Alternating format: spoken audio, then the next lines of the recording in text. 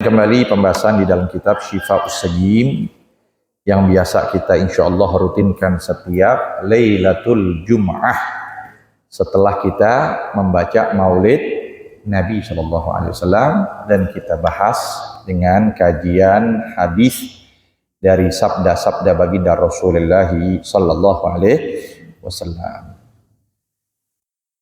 Masuk ke dalam huruf sa nomor 5. Qala an-nabiy sallallahu alaihi wasallam, sallu ala nabi, salasun la turaddu, 3 perkara yang tidak boleh ditolak. Artinya ketika orang kasih kita, jangan pakai alasan untuk menolak. Terima. Mau dia baru, mau dia jelek, mau dia bekas, apalagi banyak ilernya lagi. Banyak iler kita terima gak? Nah, ini yang pertama disebut al-wasaid. Wasaid jam'u wisadah, bantal. Tuh. Baru dinyambung ya. Orang ngasih kita itu udah bekas. Katanya jangan ditolak. Ntar urusan kita pakai nggak pakai, urusan belakangan. Ya, namanya orang kasih ke kita, jangan apa-apa ditolak. Enggak, makasih. Terima dulu. Supaya tidak hancur perasaan orang yang memberikan. Tuh. Apa aja, apalagi 3 perkara. Ini benar-benar ditekankan dalam agama. Jangan ditolak, tapi diterima. Wisadah. Bantal, meliputi di dalamnya guling nggak? Guling, ya. Mungkin kasur, tapi di sini khususnya wisada buat tempat kita tidur. Imamul Haddad, ya, dari mujahadah beliau sampai beliau katakan, hatta wassada fi ramli, sampai aku itu ya menjadikan wisadahku, menjadikan bantalku romel, pasir. Begitulah mereka mujahadah ya, melawan hawa nafsunya dengan seperti itu, sampai pasir dijadikan bantal. Apalagi duhun, minyak untuk membersihin badan, untuk supaya kulit nggak jadi kering, ya, itu jangan ditolak. Oh, kita yang enak doang sih, oh yang nggak enak apalagi bekas, oh, jangan kasih Bu, jadi kasihan dong, masa kasihan yang bekas. Pokoknya terima, urusan pakai belakangan. Tuh. Yang ketiga, laban, halib, susu. Ya. Wa qala Nabi sallallahu alaihi wasallam, salasun ana khasmuhum, 3 perkara yang aku menjadi musuh mereka yaumal qiyamati. Fa wa man kuntu khasmahu khasamtuhu, dan siapapun orang yang adalah aku musuhnya, maka pun aku memusuhi dia. Tuh, Nabi ngomong, ya, 3 perkara ini yang bakal jadi musuhku di hari kiamat. Siapa itu? Rojulun, oh, ya.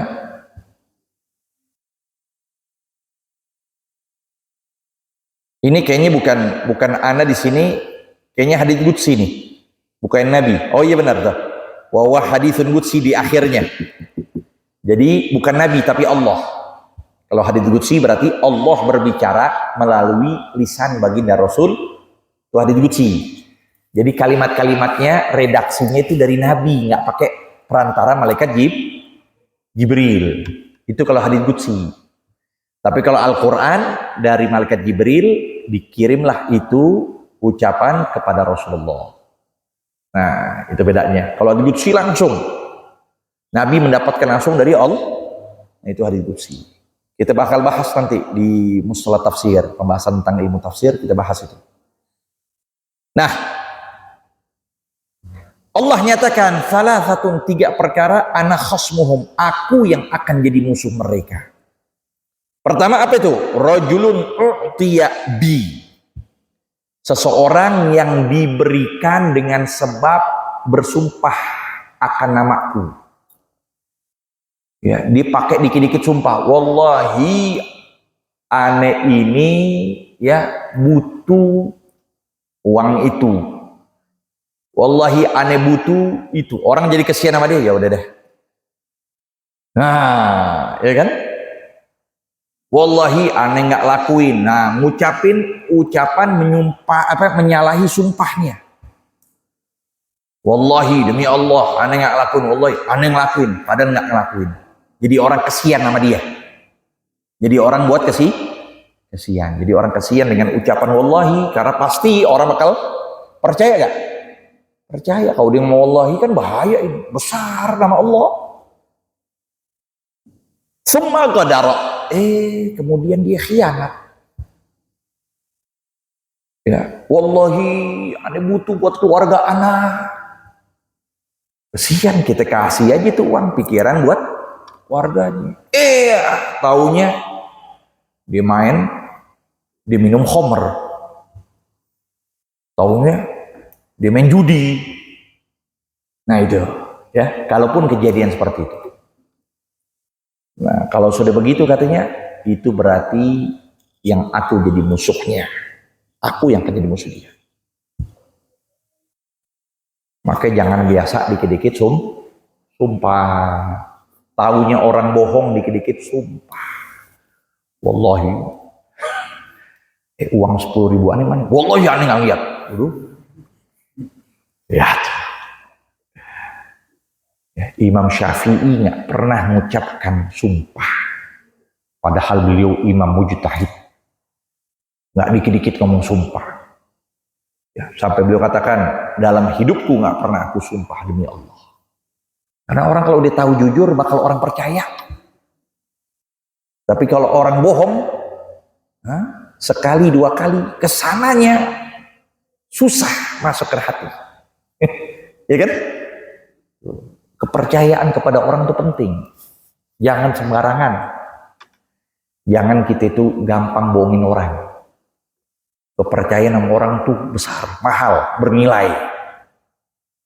Kalau sudah kita terlihat cacat kita dengan sebab bohong, kesononya orang susah percayain kita. Bahkan mungkin sekalipun dengan sumpah, sekalipun dengan wallahi, orang mikir-mikir dulu. Yang pertama. Yang kedua, rajulun ba'a khurran. Ini sih tentang masalah perbudakan. Ya. Ini orang padahal merdeka, dia ambil, ya, diikat, dia borgol, dijual di pasar perbudakan. Nih budak aneh, padahal orangnya merdeka. Itu masa dahulu begitu. Apakah terjadi perbudakan?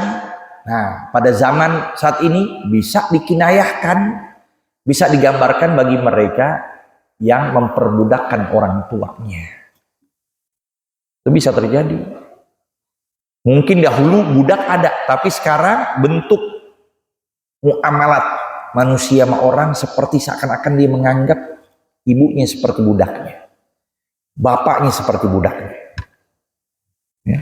Dengan gampang berbicara, mengangkat suara dan sebagainya sampai seakan-akan yang diajak bicara seperti budak. Itu bisa terjadi. Bahkan terkadang apa? Si anaknya kerja, tinggalin cucunya kepada ibunya, ibunya suruh ngurusin semuanya. Semua diurusin semuanya. Udah sama aja. Nggak ada bedanya dengan pembantu, nggak ada bedanya dengan pelayan yang diperbudakkan. Itu bisa terjadi itu. Ya, jadi yang di sini apa? Dia mengambil seseorang yang merdeka, dia paksa untuk dijual. Yang begitu bakal jadi musuhnya Allah. Yang ketiga, rajulun istajaro, seseorang yang memberikan, mengerjakan, memperkerjakan, ajiron, seorang tukang, ya, seorang buruh. Kita ajir bilang kita artinya buruh ya. Ya, seorang buruh yang jadi tukang bangunan, tukang listrik dan sebagainya. Kita suruh pekerjaan dia, ayo kerja. Ini tempat saya kerja. Fastaufa minhu. Si pekerja itu, si buruh itu, si tukang itu telah memenuhi kewajibannya. Udah dikerjain semuanya. Walam yuwaffihi. Tapi si pemilik rumah itu, pemilik tempat itu tidak memenuhi kewajiban dia untuk memberikan upah, tidak mengupahinya. Dia itu tidak mengupahinya, itu juga termasuk itu kezaliman, ya kan? Seharusnya diberikan upah. Bahkan kalau bisa apa? Kata pepatah orang dulu, berikanlah hak orang sebelum keringatnya kering. Berikanlah hak tukang, hak pelayan kita sebelum keringatnya kering. Artinya sebelum keringatnya itu udah, artinya sebelum selesai kerjaan kita udah berikan dulu. Itu. Jadi kalau kita tidak berikan, nah termasuk. Nah ini umum, mau dia itu ya kan, pegawai kah, pekerja kah, tukang kah, itu umum. Kalau dia udah punya bawahan, ingat perhatikan, jangan berbuat dolim, jangan lupa kewajiban dia kepada mereka itu yang bekerja sama dia. Ya. Kemudian hadis yang ketiga, qala Nabi sallallahu alaihi wasallam, salasatun la turfa salatuhum fawqa ru'usihim shibra. 3 yang dikatakan 3 perkara atau 3 manusia bisa yang tidak terangkat sholat mereka di atas kepala mereka sejengkal. Artinya sholatnya nggak bakal diterima oleh Allah. Sholatnya nggak bakal diterima. Sedangkan sholat ini afdal a'mal ibadatil badaniyah. As-sholatu afdal a'mal ibadatil badaniyah. Fafarduha afdalul furud wa nafluha afdalun nawafil. Ibadah yang berkaitan dengan badan paling utama adalah sholat. Maka kefarduannya paling utama segala kefarduan yang Allah wajibkan. Wa nafluh, dan sunnahnya yang paling utama dari kesunahan yang Allah anjurkan. Itulah sholat. Nah 3 manusia yang tidak akan terangkat pahala sholatnya sejengkal pun. Apa itu? Rajulun amma qauman wa hum lahu karihun. Seseorang yang mengimami manusia sedangkan manusia itu benci kepada dia. Dia jadi imam padahal demen main gaple. Jadi imam demen main judi misalnya. Dia jadi imam pakai celana pendek. Orang, aduh nggak pantas banget jadi imam, misalnya begitu kan? Nah, atau dia jadi imam, bacanya panjang. Surah pertama Al-Kahfi, surah kedua Toha, ya kan? Pas dia salam, bubar semuanya orang. Enggak ada. Jadi kalau orang sudah benci sama dia, ya, maka di situ tidak terangkat sholat dia sekalipun 1 jengkal, nggak bakal terangkat. Jadi hendak kita itu ngelihat orang yang jadi imam benar-benar terjaga.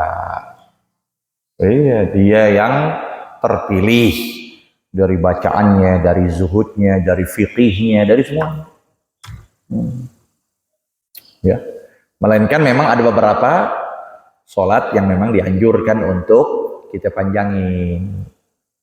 Seperti sholat Jumat, itu dipanjangin. Subuh pada hari Jumat, itu dianjurin dipanjangin. Tapi kalau apa-apa panjang, jangan, lihat dulu. Makanya dalam masalah fikih kan ada sholat-sholat yang disunahkan mutawal, muwassat, mufassal, ya kan? Itu kita pelajarin. Nah itu batasannya aja. Jadi pelajarin itu semua. Jadi jangan semuanya kita baca. Maka itu pernah dilakukan oleh Sayyidina Mu'adz. Ya, Sayyidina Mu'adz sempat baca surah panjang, Nabi ngomong, "Afattan ya Mu'adz, ente mau membuat orang jadi fitnah, ente membuat orang jadi nggak khusyuk, ya kan? Sedangkan di situ ada orang sakit, ada orang tua." Kayak seperti kita baca maulid, ada sebagian orang baca maulid panjang, mahal qiyamnya bisa setengah jam. Ini orang kan tua, pakai tongkat, kadang nyender, berapa kali nyender masih belum selesai juga. Udah pegel, udah sekedar singkat. Mahal qiyam nggak jauh sama panjang-panjang. Dan yang terakhir, yang kedua, wa mar'atun batat wa zawjuha 'alaiha sakhit. Dan seorang wanita, seorang istri yang di malam hari dia tidur sedangkan suaminya murka kepadanya, naudzubillah min, dia suaminya murka sama dia, ya, lantaran urusan agama, ya. Tapi kalau urusan tutup.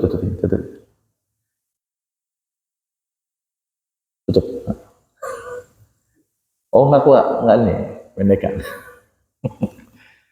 Ya, lantaran urusan agama. Gitu. Nah, kalau dia misalnya laki nggak ngajarin. Kalau nggak ngajarin agama, bawalah guru yang bisa duduk sama dia, sama tuh istri. Nah, kalau si istrinya nggak diizinkan untuk keluar, padahal urusannya penting, masalah agama, dia harus tahu. Dia nggak paham masalah makhrajul huruf, misalnya Fatihah masih belum bisa, masalah tajwid, masalah fiqih, masalah haid masih belum bisa, minta sama suaminya, ya kan, untuk diajarin, suaminya nggak bisa, akhirnya dia keluar, ya kan, udah minta izin, nggak diizinin, dia keluar untuk kewajiban pelajarin agama, itu nggak jadi masalah.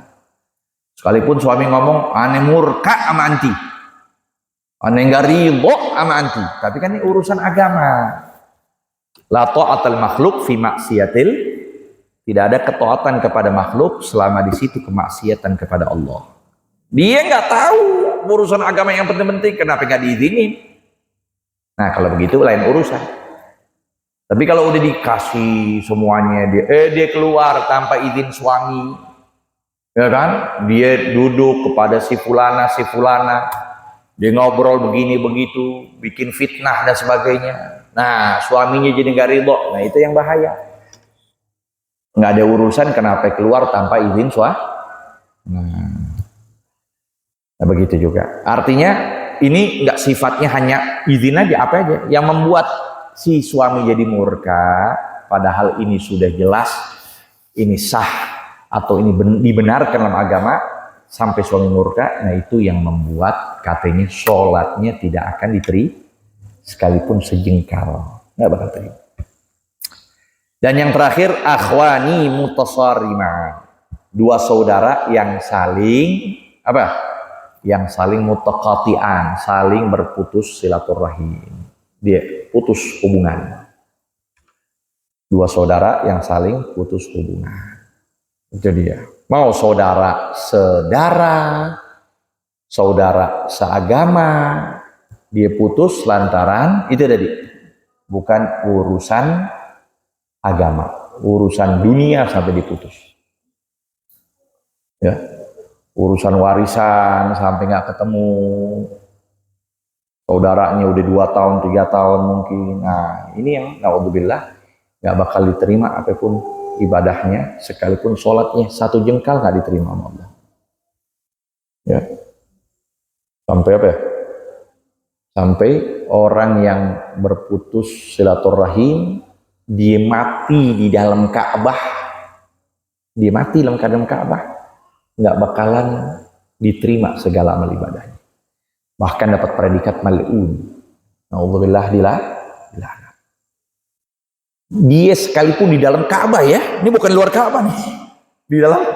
Di ibadah dalam Ka'bah bisa tuh. Dia meninggal tapi diputusin saudaranya. Diputusin apalagi ya keluarga dekatnya. Diputusin. Maka meninggalnya na'udzubillah dilaknat oleh Allah. Enggak bermanfaat. Mal'un man qata'a rahimahu wa lumata fi wasatil Ka'bah. Dilaknat. Ya. Jadi apalagi yang urusan masalah duniawiyah. Beda kalau urusan ukhrawiyah. Kita nggak suka nih sama saudara kita, kenapa? Nggak pernah sholat dia, udah kita nasihatin. Ya, masih aja begini, masih lakukan dosa besar, udah putusin kita hubungan sama dia. Nah itu nggak jadi masalah. Sekalipun mau sehari, 2 hari, 3 hari, kan kalau masalah duniawiyah 3 hari kan? 3 hari cukup. Kita berseteru, kita kesel sama saudara kita cukup 3 hari, selebihnya harus islah, harus damai. Tapi ini lebih dari 3 hari, 4 hari, tapi urusan agama nggak jadi masalah, sekalipun setahun, sekalipun seumur hidup, sampai dia tobat, ya, sampai dia bisa duduk lagi sama, ya, dia tobat lagi, dia ngelakuin lagi ibadah, nah baru Anda bakal silaturahim. Nah kalau urusan apa? Agama itu nggak apa-apa, sekalipun lebih dari 3 hari, sekalipun lebih dari seminggu, setahun, 20 tahun sekalipun, nggak jadi masalah. Salasatun la yadkhuluna al-jannah abada, sampai situ. Wallahu a'lam bissawab. Rabbi zidna ilma warzuqna fahma.